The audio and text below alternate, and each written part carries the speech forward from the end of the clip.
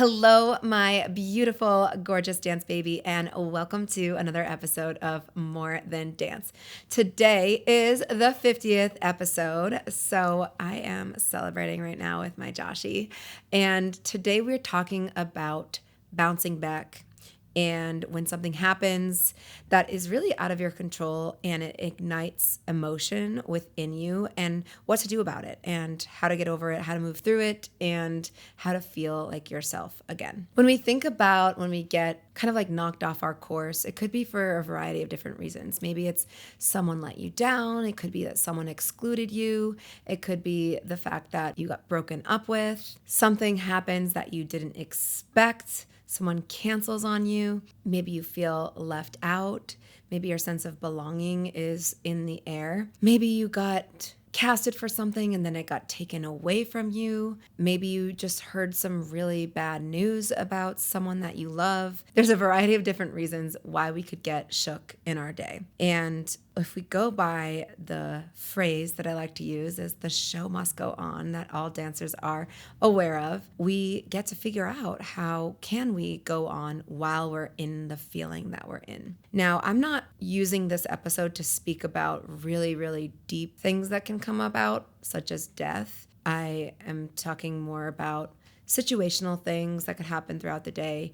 Anything that's more on the deeper side, even sicknesses and stuff like that, I feel like that would need real special care and real special attention, and that's not what this is about. So if that's what you're looking for, perhaps we might have an episode on that, but this is not it. I also don't want what I'm going to be saying in this one to kind of feel trivial to someone who's going through something just so deep. So let's think about something and take a second right now to just like put yourself in the thought of a moment that you've been maybe taken off balance. Something in your life recently, maybe something that you can remember from the past. So I think it's important to acknowledge that it's kind of like unrealistic to never be knocked down. And in my opinion, I don't think you're a real person if you're not getting knocked down. And the reason why I think that is because I think you'd have to like not have feelings and not have introspection to not have the feeling of feeling down or your day feeling altered because of something. So this isn't about not getting knocked down.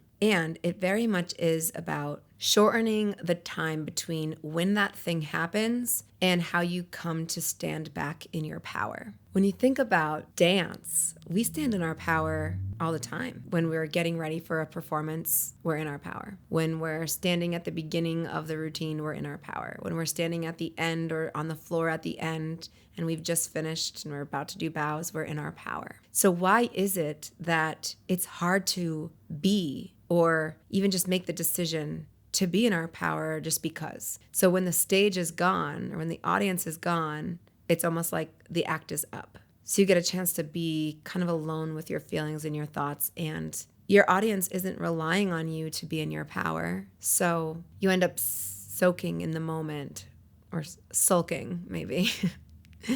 And I'm here to tell you it's not bad to be in the feeling. It's actually what we're going to go into in a second on how that is part of the process to navigate, to name the feeling, to know what it is, and to move through it. And find our stance again and find the feelings that make us feel strength and remind us how we've worked hard to be where we are. And that's what standing in our power is without the audience. It's remembering who you are. And it could be acknowledging achievements that you've had. It's really just a knowing of your sense of self. So step one is to feel the feeling and understand the reaction. So something happens, and part of this is going with your gut. Like when something just feels off and it feels maybe icky, or it just feels cringy, or it feels like question marks like in your stomach, it's so good to treat your guttural instincts like that as if they matter, because you know how I like to think of like ourself as like different entities. Like your guttural sense of self is always trying to talk to you. It's like that idea of you're walking to your car and you decide to like turn back around to go get something at the store, even though you know you don't need to get something in the store, but you feel a presence of someone behind you, or just feel. Now, this can be taken in a completely different way if you're just like, over anxious and you're one that just always thinks that there's doom. That could be taken a different way. But if you've trained your gut to speak to you and not overreact to you, then when you listen to your gut, it actually matters and it means something. So step one, understand your reaction, understand what your gut is saying, and name the feeling. So maybe you feel disappointed. Maybe you feel sad. Maybe it's a mixture of feeling angry and upset. Maybe it's the feeling of betrayal, and creating a moment for yourself for that. So it could be like meditating over it, being still. Sometimes being still is like really hard to do. You might need to do something with your body. Maybe you feel ready to write or journal about it and kind of figure out where your feelings are. And doing so will help you understand like what you're actually feeling. It could also pull in pieces together, especially if this is like an ongoing situation with whomever. They might do something repeatedly, and like kind of having like a record of it, it might help you. Like I remember when I was breaking up with one of my previous partners, it was a very hard task to do. And I almost like needed a record of like, oh, Chrissy, don't forget, like he was an asshole here. Oh, Chrissy, don't forget, like he actually like really was mean to you here. And like seeing that pattern was like a reminder. So like having a written log of it was really helpful for you getting to your outcome. So we want to make sure that we understand what it is that we're feeling and reflect upon it, potentially keep a log about it, get in touch with our gut. And once you've collected your data and you've collected the information, like what is that feeling that I'm feeling right now? And you've had an opportunity to reflect on it, it's time to find some facts if they're available to you. So you might have questions. And I always think it's so good to just go to the source if possible, just to kind of get clarification and just figure out like, okay, I see that this happened, and then I also know that this happened. So like, can you help me fill in the blanks, or can you help me understand? Or have you ever had a situation where someone like told you that they did something and it was like such a shock that like you couldn't even understand, like they just did what? Like, oh my gosh. And then you're left with like, well, why did they do that? How did they not know how that would affect our relationship? Or how did they not know that that would feel sad, or that was a mean thing to do? And you might just have like a long list of questions and just need to know like, well, why? Like explain to me why. So if you can get that why, it might help you, because you might be able to be like, all right, well, now I can understand like what led you to that decision. And now I really believe you when you tell me that it wasn't intentional. I always have like a thing with that sentence, because it's like, oh, it wasn't intentional. Well, it wasn't not intentional. You know what I mean? Like as much as it wasn't intentional, it also wasn't intentional that it wasn't intentional. So in other words, if I did X, Y, and Z, and that hurt somebody, I didn't do A, B, and C to make sure that X, Y, and Z didn't hurt that person. It's just a different layer of thoroughness that I would want to think about when I'm like navigating my relationships. So if I'm thinking about it, I would want other people thinking about it in terms of like me. So once you have the ability to ask those questions and reach for clarification, and maybe things are making sense, you might still be moving through those feelings. And it can take some time to move through feelings, especially heavy ones, like especially if you were cheated on. Those are deep feelings that like, I don't know how it's like moving through that. I can only imagine what it's like. I can only imagine the betrayal of the feeling of what that might feel like. Maybe getting those answers from that person is helpful. And also sometimes maybe too much information is like, you're not ready for it, because it's like, you're so close to it that it's like hard to even think about it. So that's why this next part is really important. I know you've heard of the concept of having a ritual. Well, there's certain rituals that you can do that are resetting. So it's the intention of doing this ritual to help myself reset. And it can involve a bunch of different things. I'll speak as the dancer. One of the things that I would do is find a way to move through the energy. Find a way to busy myself in the energy, busy myself in the feelings, and also to give of myself in those feelings. Because something that is always going to be true is stuck energy stays stuck. So it's really nice to move it somehow. And everyone's different, so you might feel like moving it a different way than what I'm about to share with you. Depending on what excites you, you do want to find something that like kind of makes you feel like yeah, all right, I could do that. It could be like going for a walk. That might feel okay. It could be setting a mood in a very different way. So maybe like dimming lights, lighting a candle, putting on incense potentially, and letting yourself listen to certain sounds.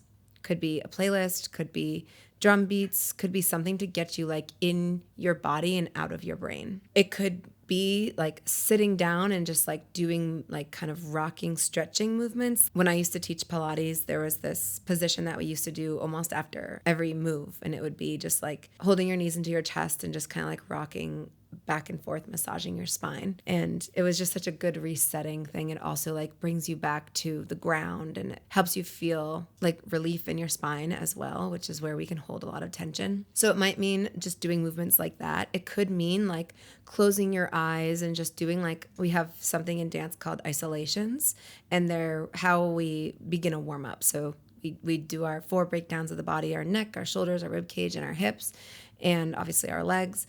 And we are able to move through different beats and different rhythms and different patterns with our isolations. And it could mean that maybe you're a creator and you feel like, you know what, I want to move through this energy by creating something. So maybe you completely turn your thinking brain off for what you've been thinking about and like feeling about, and then you move that energy into a completely different task. The task is, I'm going to create something, or I'm going to get my mind off of this by putting this energy into some type of creation. Could be like artwork as well, or something that you're working on your house. I'm definitely known for cleaning when I have thoughts going through my head. So I end up just like putting clothes away and like folding, or like dishes. Like that's a great one for me. I love washing dishes when I'm feeling some type of way. I also like going all around the house to like different rooms and like putting things away, like if it's possible. And I feel like walking through each room is kind of like therapeutic in itself, because it's just like getting acquainted with everything that you look at with gratitude. So like when I'm walking around my home, I'm usually feeling quite grateful of everything that I've worked hard for. So when I'm feeling some type of way, it can be helpful for me to like have even if it's a slight, small, short acknowledgement, it's an acknowledgement nonetheless. So it's maybe like, looking like, oh, like I love that blanket, or seeing like my artwork on the walls and like remembering the stories behind them. Or it could be like looking at the beautiful crystals that I've collected and just kind of like had a moment to get my mind. It's not that my mind is off the thoughts, it's just that I'm bringing things with me. So it's the same idea of when we talked about fear. It's not that you're going in and you're fearless without fear. It's that you're bringing the fear with you. In this case, it's not that I'm dropping all my feelings. It's that the feelings are there with me, and so is gratitude, and so is the things that bring me peace. Another great thing is to see if you can talk it out with someone that's like neutral or like unbiased. I know that can be helpful for people who are external thinkers, people that think out loud, because it's usually like in the process of us thinking out loud, we're understanding it deeper. And then we can really attach ourselves to, oh yeah, why does that bother me so much? Because there's like the reason why it bothers you, right? And then there's like, it's deeper than that, because that bothered me, yes. And it's bothering me in this way, and I wonder what that's bringing up. So it could be like something within your shadow side, or something that triggers you from previous traumas.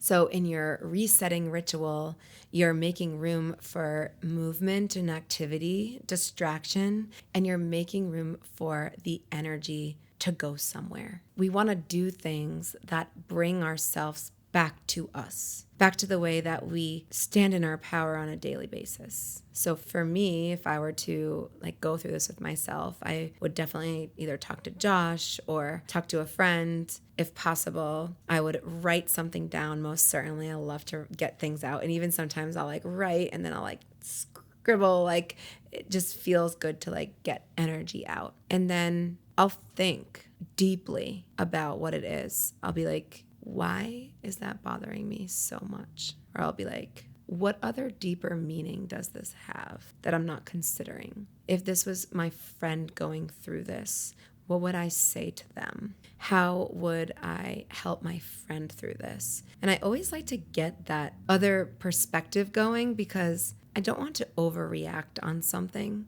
if it's unnecessary. And at the same time that I'm saying that to you, I consider myself a person to have done a lot of work on myself. And I know that if I'm feeling feelings like the way I'm kind of describing to you, it's meaningful and it deserves my attention. Versus like something else I could say to myself, which could be just dismissive, would be, oh, Chrissy, like, stop, you're overreacting. I could say that to myself. But if my body's having a reaction where it needs to like let energy out, for me, that's something to pay attention to. Versus maybe someone who hasn't spent a lot of time on themselves, they might react to a bunch of things all the time.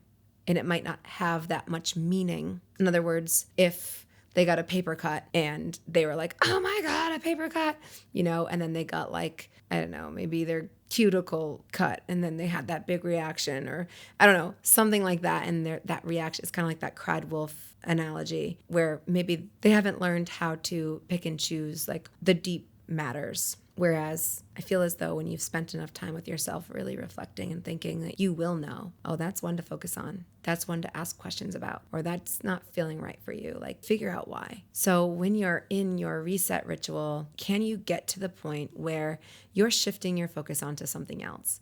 And that's where the distraction comes in. So it could be that like you do something that you normally wouldn't do. Like for me, I'd see if I could like talk to a client that I haven't talked to in a while. Maybe I decide to like completely distract myself and kind of let the sensations and the feelings just sort of like simmer down a little bit. So maybe I watch something that's completely distracting and comforting. So like for me, that's Friends and How I Met Your Mother and Sex and the City. And right now I'm watching Gilmore Girls and I also love Gossip Girl. So those types of shows can feel really like comforting because it's like not a lot of thought needs to go into those. And I can kind of still be distracted while like my inner self like kind of calms down so that I can come back at the situation with a more logical approach versus a emotional approach. And then one of the most important parts of this is understanding victim mindset, because when something like this happens, you could feel like you have to just say like,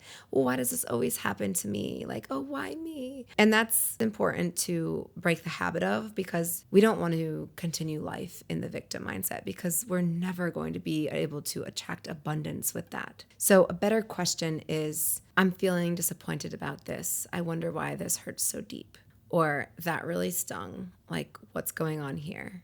And make it more on you than that always happens to me, or they always do this. So once you have a minute to do your reset ritual and you have time to shift your focus and get more in your power, you're gonna allow yourself a faster bounce back time. And when we have a faster bounce back time, we're preserving our energy. And we're preserving what we deem as worthy in our lives. So when you're giving these circumstances time, like chances are if someone is letting you down consistently, or maybe even just once, it's only a matter of time before they let you down again, really. So that's kind of how it works. So they're taking up space. They're taking up your energy, and they're teaching you to distract yourself from your day to attend to this problem, this situation. And you're teaching yourself that maybe what you're working on and what you're doing isn't worthy of your time and your efforts. And we want to preserve that. We want to preserve those thoughts, because everything that we're doing is worthy of our energy. Everything that we deem worthy is worthy. We want to maintain more space and time for the things that are really mattering in our lives, and understand how we can continue to make time for those things, and do so by not only limiting distractions, but also limiting moments like this, where something that isn't really a distraction, it's just something that comes up, but it is distracting you. We want to take charge of this and hold ourselves accountable to teach our nervous systems that we are safe and capable, and mostly that we're in charge, and we're in charge of our feelings as well. When we find ourselves in a situation like any of the ones I mentioned, you could spiral. And it's funny how one thing, whether big or tiny, affects you. And somehow the spiral will start because it will remind you of the other collections of things that you remember from your life that have led you to feel these ways. And if you're sensitive that day, if you're on your period that week, if you already had an emotional week last week, it's going to affect you in a deeper way. Unrelated stories can come out, old hurts can come in, and then suddenly this one little incident feels more like a personal attack versus what it is, which is probably not a personal attack, though it feels personal. And it probably is personal in a way. We'll talk about that at some point. There's this phrase about it not being personal, but it is personal, kind of to the effect of like, oh, don't take things personally, but it is personal, and how to know when it is personal and when it's not. Because this goes back to the same saying of it's not intentional, but it's not intentional. It's not personal, but it's not personal. Extending my love for those of you right now who are completely understanding what I'm saying. So our goal here today is to recognize that, yeah, things are going to throw us off of our course. Things are going to come up. They're going to upset us. They're going to have us feeling some type of way. And it's not that we just want to make those things not happen, because that's not realistic. It's that we want to have a quicker bounce back time to stand within our power as a bomb ass bitch. The goal is getting so good at releasing the energy, doing your reset ritual, and getting that opportunity to regain your balance and find spaces where you can have gratitude, recognize who you are and what you stand for. And when things are upsetting you, where can you lean? What can you look around and see like, okay, well, I did do that. Okay, well, that makes me feel better because, self-validate for yourself. Trusting your gut, knowing like that was a weird situation. And I'm glad that I said something about it, or I'm glad that I asked a question about it. I'm glad that I found more details about it, because wouldn't that be better than just never knowing? Could be for you. I think that's part of knowing yourself, is knowing what you need. And then lastly, just understanding that we are in charge for our days and our outcomes and how we feel throughout our day. I don't know if you've ever seen the pictures of like the circle, and it's like things that I can control, things that I cannot control. One of the things that we can control is how we handle ourselves in situations. One of the things we cannot control is how other people control themselves in situations. And it's sometimes confusing, especially like, if something's happening between your friends or people that you know really well, you can feel confused and you might need clarity. Things might not make sense because it's so far off of something that you would do. So I hope that whatever is going on with you, that you're able to take a minute in your day, self-care, start your reset ritual, light a candle, dim the lights down, put on some music that helps you reignite things within you that feel good, find spots for gratitude, and confront the situation in a way that feels good for you. And don't forget the power of reflection, because when we reflect, we find our own answers. And sometimes those answers are better than other people's answers. So I hope this was helpful for you. And I hope that when you have the opportunity to bounce back, you do so with grace, poise, and elegance, as a bomb bitch does. If this was helpful for you at all, it would mean the absolute world to me if you left a 5-star written review on Spotify or Apple Podcasts. Thank you so much, and I'll see you and all your power on the dance floor.